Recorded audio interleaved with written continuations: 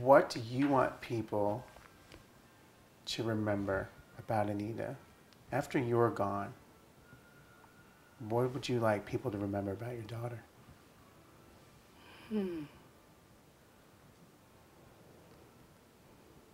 That's an interesting one. You know, her friends that we've been in touch with over the years, and there's some that we're still close to, there were lessons that they learned from Anita while she was alive and on her death. And it impacted how they treat their family and their children.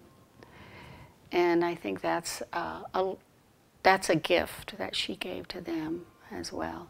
We're going to have a 20th anniversary party, because Anita liked to party hardy. You know? So we're going to have a party.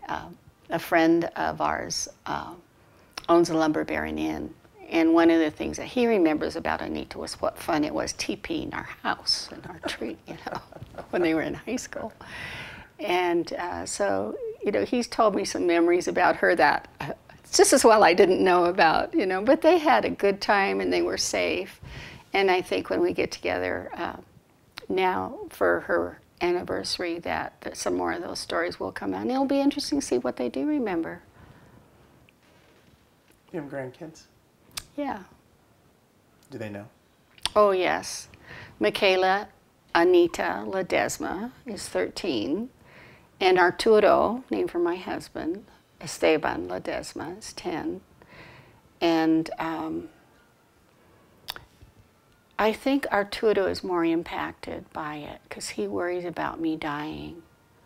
He said many times, "Grandma, don't die," because Loretta was so impacted by Anita's death, and then Art's death just around the time Michaela was born. And then Arturo is named after Art.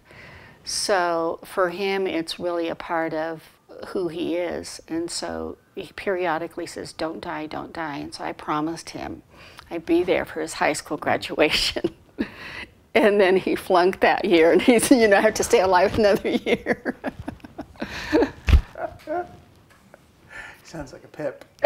Yeah. Oh, and when Art was dying, Loretta told me that everybody she's ever loved dies and leaves her, you know. And I said, okay, I promise that I won't die until your unborn daughter is old enough to tell me and complain that you and your husband are old-fashioned. He said, oh, Mom, it's going to be a long time. I said, yeah, so you can count on that. Well, guess what? You know, it's already happened. But, you know, people get anxious when people die out of sequence. Mm-hmm. So.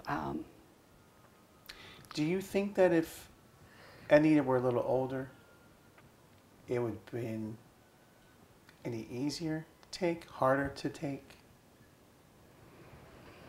I've thought about that before, and what would have been really hard to take if she'd been younger. You know, during those teenage years, you know, she died then, I would have had all kinds of guilt. Oh my God, you know, we didn't get along all the time.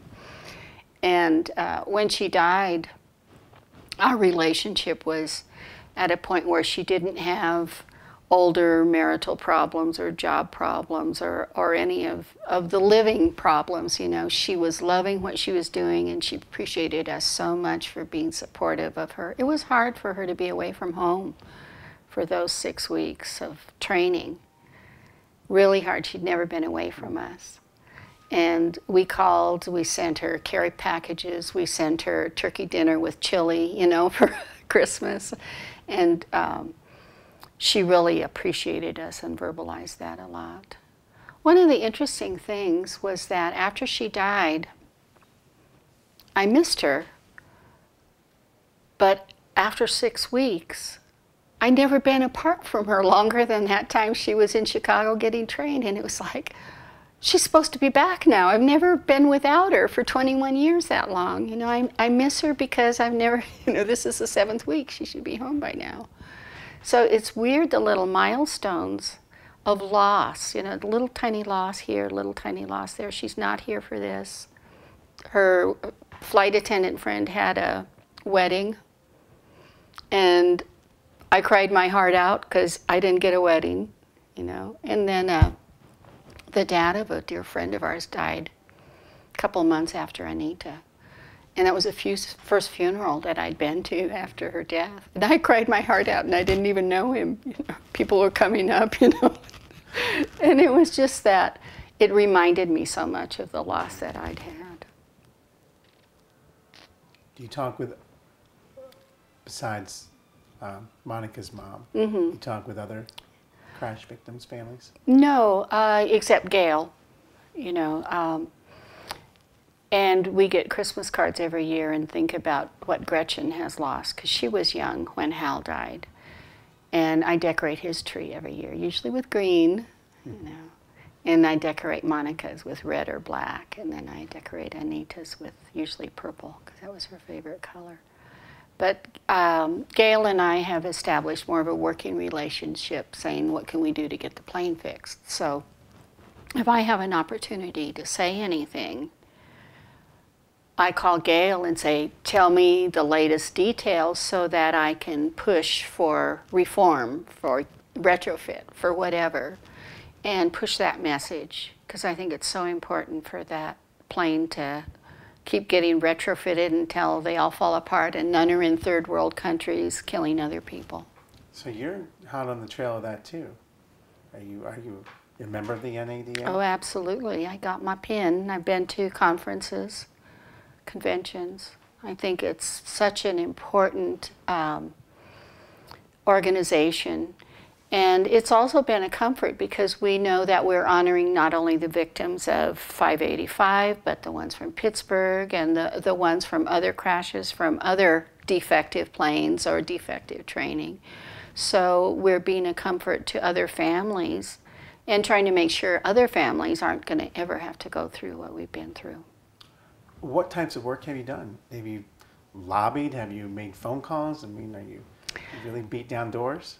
No, other people have. I have done some calling. In fact, I've talked to some Spanish-speaking men who lost their wives in crashes. And I helped them not only by listening to them, but also by telling them, here's the legal process. One of them had not worked since his wife had been killed. And the attorney that he'd hired to fight the case was giving him a living stipend.